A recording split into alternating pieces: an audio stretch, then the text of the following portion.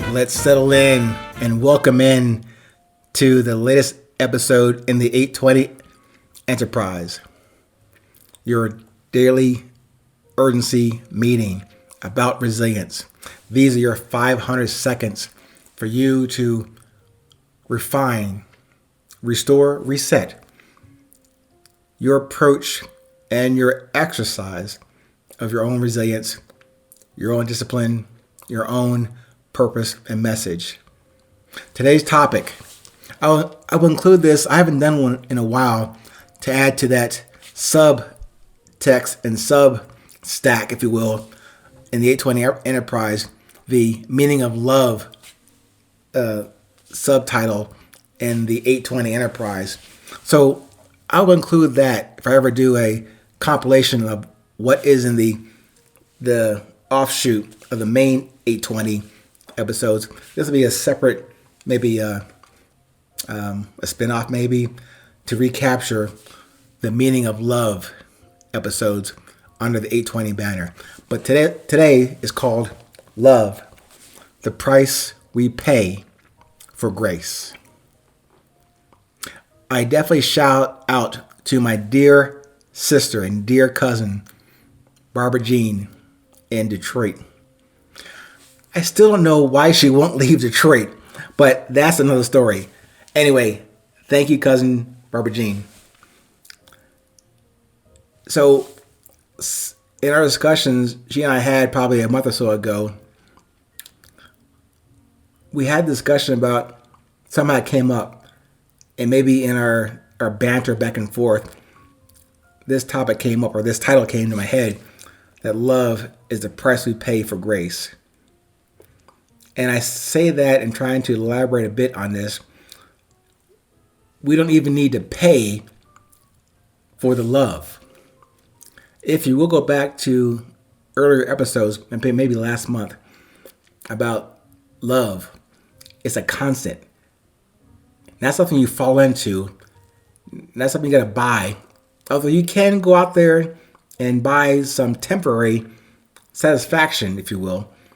But the love you already have on tap, available, it's not even worth buying. You can't even buy it. You can't pay for it. It's already given to you and I. It's already given to us. Already. Now, when we choose to disregard or ignore the very essence that drives each and every one of us forward, that's when the tax man comes knocking and demanding them ends. Not the means. Got to get them ends. So, and pardon me for that silly, poor attempt at comedy. I don't have that skill set or that street cred to try and, give you my South Side Chicago, demeanor. I don't have it. They're trying to pretend. But I like the idea. But we don't have to pay for love. But that's what we pay for grace. And in that context of the grace we receive, that we pay with the love we get, there are no renewal options in that transaction. So for me, with all of my daily transgressions against my purpose and message, and deviating from the flight plan of the main pilot on this journey, I receive probably more grace than I've ever earned. Maybe you can attest to those instances, those occasions, those habits where you should have been called to the carpet on something that you did or didn't do. Maybe like an honest mistake. Or maybe, like for me, it was intentional on my part. But as I would think about it, it probably went unnoticed and unpunished from the outside of me and by the powers that be. They didn't see that one. But you and I know who did see that transgression. You and your higher power reflected in that mirror. If you're similar to me, I try to avoid those physical mirrors. But I know when I look at that mirror, you can't hide from what you know you did last night or 2 minutes ago. You know what you should have done and didn't get done. It's you and your higher power, eye to eye, face to face in that mirror. But as I mentioned before, you can maybe avoid those gilded mirrors in your master bedroom, but when you walk out into the world, you will get presented with those mosaic mirrors in everyone and in everything you encounter on your path.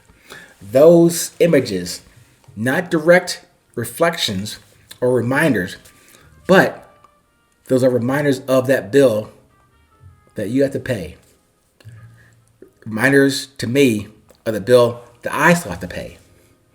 And that bill comes due every day and every moment you choose to be aware. No need to write a check or do a digital transfer to pay that bill back. Just check in with that source of love, energy that drives you to even have the option to check in or not to check in. Listen and feel that sound, that call for love inside of you 60, 80, 90 times per minute. And when you observe yourself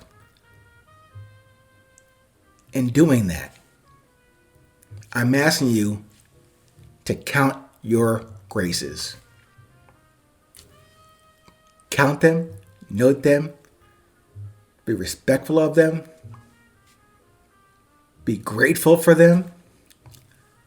As I said earlier, full disclosure, I know what I have not done. I know that if I'm coming to this awareness and exposure to my own purpose and message and voice and heartbeat, not just mine, I'm sharing it with you. That's our commonness. It's my power and force.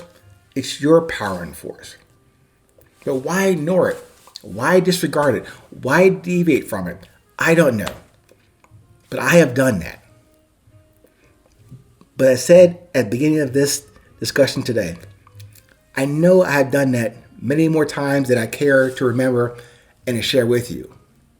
I've outlined a few of them with the not so successful 3 marriages, many jobs or many years, and even conflicts in the job space, and definitely interpersonally. But despite all of that, I'm paying with the love and for that grace that I didn't even know I was paying. It's been afforded to me. Like what do you call that? A home equity loan. Home equity line of credit. This home where I'm living, I get all that credit of love that I can spend on this grace that is being debited from me. But as I said early on, am I putting the deposits back in that presence and production bank? If I'm not, I'm probably be getting that overdraft notice sometime soon. I hope it's not the final notice. Hope I get a chance to get back on track and become, as I said before, become current, become more present, and remember that it is 8:20.